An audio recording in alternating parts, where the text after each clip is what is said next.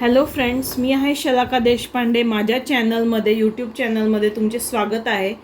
मागच्या व्हिडिओमध्ये आपण पाहिलं होतं की ब्लॉकचेन काय आहे आणि त्याचं स्ट्रक्चर कसं असतं, त्याचं आर्किटेक्चरचे वेगवेगळे प्रकार काय आहेत. तो इंट्रोडक्टरी व्हिडिओ होता. तर या व्हिडिओमध्ये आपण बघणार आहोत की आपण ब्लॉकचेन का यूज करतो आहे आणि त्याचे काय ॲडव्हान्टेजेस आहेत. तर पहिला पॉईंट आहे an ideal solution using blockchain. Okay, हा आपला पहिला पॉईंट आहे. तर आता बघा, in a blockchain platform person A has his own document copy of document and person B too has his own copy of document. आता हे दोन माणसं आहेत. पर्सन ए आपण एकाला बोलू, दुसऱ्याला पर्सन बी बोलू. दोघांकडे डॉक्युमेंटची कॉपी आहे जे ते दोघं शेअर करत आहेत. इंडिव्हिज्युअल कॉपी नाही, एकच कॉपी आहे जे ते दोघं शेअर करत आहेत आणि गुगल ड्राईव्हद्वारे ते ती ॲक्सेस करत आहेत. ठीक आहे. Person A and person B can simultaneously write to their own document. आता जे दोन लोक आहेत, पर्सन ए आणि पर्सन बी, ते सायमल्टेनियसली त्यांच्या डॉक्युमेंटमध्ये चेंजेस करू शकतात. राईट टू देअर डॉक्युमेंटमध्ये काय की ते त्यांच्या डॉक्युमेंटमध्ये चेंजेस करू शकतात. And there is a network in between them that has task to ensure that information consistency is maintain. Person A आणि पर्सन बी कसं काय चेंज करू शकतात ड्राईव्ह ॲक्सेस करून डॉक्युमेंट, कारण की त्यांच्यामध्ये नेटवर्क आहे. ठीक आहे. नेटवर्क असल्यामुळे नेटवर्कद्वारे ते त्या डॉक्युमेंटमध्ये चेंजेस करू शकतात. आणि नेटवर्क काय करतं, हे इन्शुअर करतं की कन्सिस्टन्सी राहिली पाहिजे. कन्सिस्टन्सी राहिली पाहिजे म्हणजे काय की समजा पर्सन ए आणि पर्सन बी एकाच वेळेस त्या डॉक्युमेंटमध्ये चेंज करतात, तर जी काही अपडेटेड डॉक्युमेंट आहे चेंज केल्यानंतर ती दोघांना दिसली पाहिजे, सेम टू सेम डॉक्युमेंट. म्हणजे जी डॉक्युमेंट पर्सन ए पाहतो आहे तीच डॉक्युमेंट पर्सन बीनी सुद्धा पाहिली पाहिजे, तेच त्याला दिसलं पाहिजे. त्याला आपण कन्सिस्टंट म्हणतो. ओके.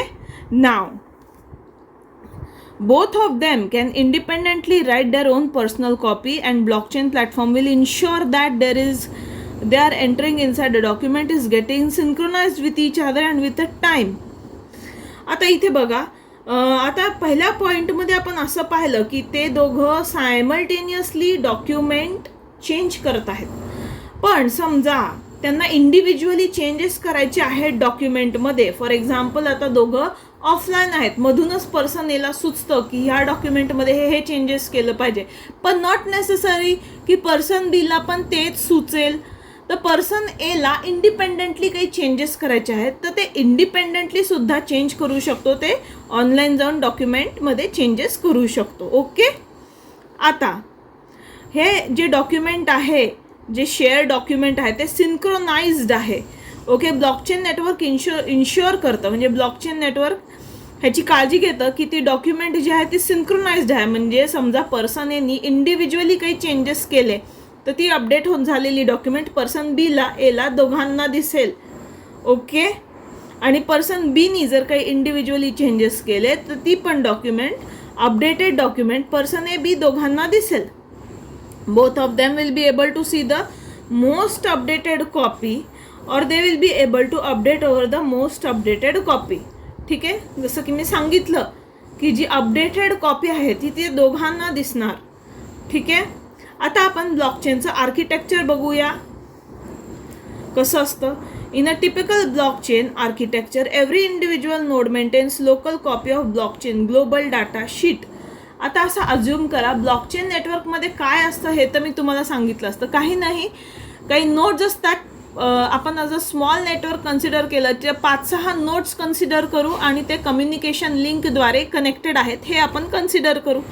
तर जेवढे नोड्स आहेत, 5-6 नोड, प्रत्येका नोडकडे ब्लॉकचेनची एक कॉपी असते. त्याला आपण म्हणतो लोकल कॉपी ऑफ ब्लॉकचेन, किंवा आपण त्याला ग्लोबल डाटा शीटसुद्धा म्हणू शकतो. ठीक आहे.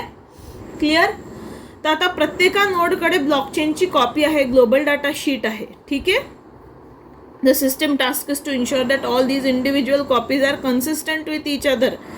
तर जी सिस्टीम आहे ती काय करते, तिचं काय रोल आहे ह्याच्यात ब्लॉकचेन सिस्टमचा, की ही जी ब्लॉकचेनच्या कॉपीज आहेत नोड, आता असं गृहीत धरा की नेटवर्कमध्ये 4 नोड आहेत, ABCD, आणि चौघांकडे ज्या ब्लॉकचेनच्या कॉपीज आहेत त्या एकमेकांसोबत कन्सिस्टंट आहेत, म्हणजे त्या सारख्या आहेत. ओके. समजा काही ट्रान्झॅक्शन झाली ए आणि बी मध्ये, प्रेझेंट ट्रान्झॅक्शन, तर ती ट्रान्झॅक्शन एच्या कॉपीमध्ये पण त्याची नोंद होते, बीच्या कॉपीमध्ये पण, सीच्या कॉपीमध्ये पण आणि डीच्या कॉपीमध्ये पण. ठीक आहे, म्हणजे जी कॉपी ए कडे आहे तीच बी सी डी कडे पण आहे, त्या सारख्या आहेत कॉपीज, त्याला आपण म्हणतो कन्सिस्टंट. ठीक आहे, आता ह्याचं मी एक एक्झाम्पल पण घेतलं आहे. ठीक आहे, local information is called a public ledger. जसं की मी बोलले की लोकल इन्फॉर्मेशन असते ते म्हणजे ब्लॉकमध्ये काय असतं. आता ब्लॉकचेन जे आहे, फॉर एक्झाम्पल प्रत्येका नोडकडे एक ब्लॉकचेनची कॉपी आहे, हे मी तुम्हाला सांगितलं. आता ब्लॉकचेनची कॉपी म्हणजे काय, ब्लॉक्स, आणि ते कनेक्टेड असतात चेनद्वारे, आणि प्रत्येका ब्लॉकच्या आत असतं पब्लिक लेजर. ठीक आहे, पब्लिक लेजर काय आहे, public ledger is a database where it contains historical information. Public ledger हा एक डाटाबेस आहे, त्याच्यात माहिती असते, जुनी माहिती. ओके, हिस्टॉरिकल इन्फॉर्मेशन म्हणजे जुन्या काळात किती ट्रान्झॅक्शन झाले, कोणी कोणाला किती पैसे पाठवले, कोणी कोणाला किती ईमेल्स पाठवले, ही सगळी नोंद, ह्याला आपण हिस्टॉरिकल इन्फॉर्मेशन म्हणतो. ठीक आहे, which is available to everyone and this information can be utilise for future computation. ही जी इन्फॉर्मेशन आहे, जुनी माहिती, हिस्टॉरिकल इन्फॉर्मेशन, ह्याचा यूज काय आहे पब्लिक लेजरमध्ये, हिस्टॉरिकल इन्फॉर्मेशन काय आहे, ह्याच हिस्टॉरिकल इन्फॉर्मेशनचा यूज करून जे पुढचे जे भविष्यातले कॉम्प्युटेशन्स आहेत, भविष्यातले जे ट्रान्झॅक्शन्स होणार आहेत, ठीक आहे, ते व्हॅलिडेट करायचे की नाही हे ठरवल्या जाईल. म्हणजे जे नवीन ट्रान्झॅक्शन आहेत ते जुन्या ट्रान्झॅक्शनवरून ठरवल्या जाईल की त्याला व्हॅलिडेट करायचं की नाही. Banking transactions are kept inside a public ledger. Okay, जे बँकिंग ट्रान्झॅक्शन आहेत ते पब्लिक लेजरमध्ये स्टोर्ड असतात. कोणी कोणाला किती पैसे पाठवले, का पाठवले आणि कधी पाठवले, काय टाइम स्टॅम्प, हे सगळं पब्लिक लेजरमध्ये स्टोअर असतं. Old transactions are use to validate new transaction. जसं की मी सांगितलं तुम्हाला की जे जुने ट्रान्झॅक्शन्स आहेत ते नवीन ट्रान्झॅक्शन व्हॅलिडेट करायला आपण कामाला लावतो. आता आपण एक एक्झाम्पल पाहू, त्याच्यावरून तुम्हाला कळेल मी काय बोलते आहे. आता इथे बघा 4 लोक आहेत आणि प्रत्येकाजवळ एक कॉपी आहे पब्लिक लेजरची. हे 3 ब्लॉक्स दिसतात ज्याच्यात मी काहीतरी लिहिलेलं आहे. ही पब्लिक लेजरची कॉपी आहे आणि तुम्ही हे पाहू शकता प्रत्येकाकडे जे पब्लिक लेजर आहे ते सारखं आहे, आयडेंटिकल आहे. ह्याचा अर्थच कन्सिस्टन्सी आहे. ओके, आता बघा ॲलिस, बॉब, इव, जेन. सर्वात आधी अशी इन्फॉर्मेशन आहे की ॲलिसकडे 100 रुपये आहेत. तर ही एक इन्फॉर्मेशन झाली. ओके, तर ही इन्फॉर्मेशन ॲलिसच्या पब्लिक लेजरमध्ये स्टोअर झाली, बॉबच्या पब्लिक लेजरमध्ये स्टोअर झाली, इवच्या पब्लिक लेजरमध्ये स्टोअर झाली आणि जेनच्या पब्लिक लेजर्समध्ये स्टोअर झाली आहे. आता 100 रुपयापैकी 50 रुपये ॲलिस बॉबला पाठवते, ट्रान्झॅक्शन करते. ठीक आहे, ओके, तर आता काय झालं, ही पण एक इन्फॉर्मेशन झाली ट्रान्झॅक्शनची. तर ॲलिस बॉबला 50 रुपये पाठवते. ही इन्फॉर्मेशन ॲलिसच्या पब्लिक लेजरमध्ये स्टोअर झाली, AB50, हे तुम्ही पाहू शकता.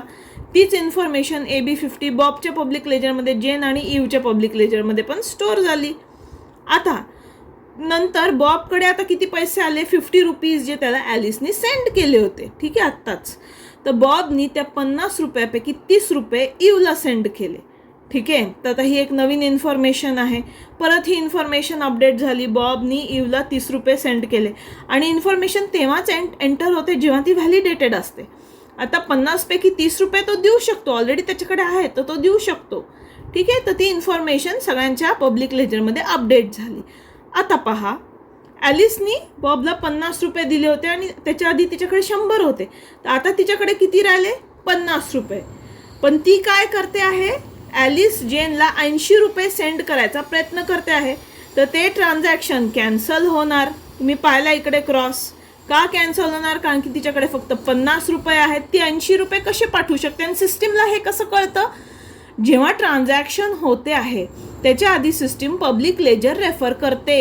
ठीक आहे, आणि हे जे पब्लिक लेजर सिस्टीम रेफर करते ह्याच्यानुसार ॲलिसकडे फक्त हिस्टॉरिकल इन्फॉर्मेशन जी आहे पब्लिक लेजरमध्ये त्याच्या रेफरन्सनुसार ॲलिसकडे फक्त 50 रुपये आहेत. ती 80 रुपये सेंड नाही करू शकत, म्हणून हे ट्रान्झॅक्शन कॅन्सल झालं आहे. ठीक आहे, तर जे नवीन ट्रान्झॅक्शन आहेत ते कॅन्सल करायचे का सक्सेसफुल करायचे, हे आपण पब्लिक लेजरमध्ये जी हिस्टॉरिकल इन्फॉर्मेशन स्टोर्ड आहे प्रिव्हियस ट्रान्झॅक्शन्स जे स्टोर्ड आहेत त्याच्या हिशोबाने आपण ठरवतो. तर हे होतं ब्लॉकचेनचा दुसरा video. Thank you for watching my video. Please like, share and subscribe my channel. Bye.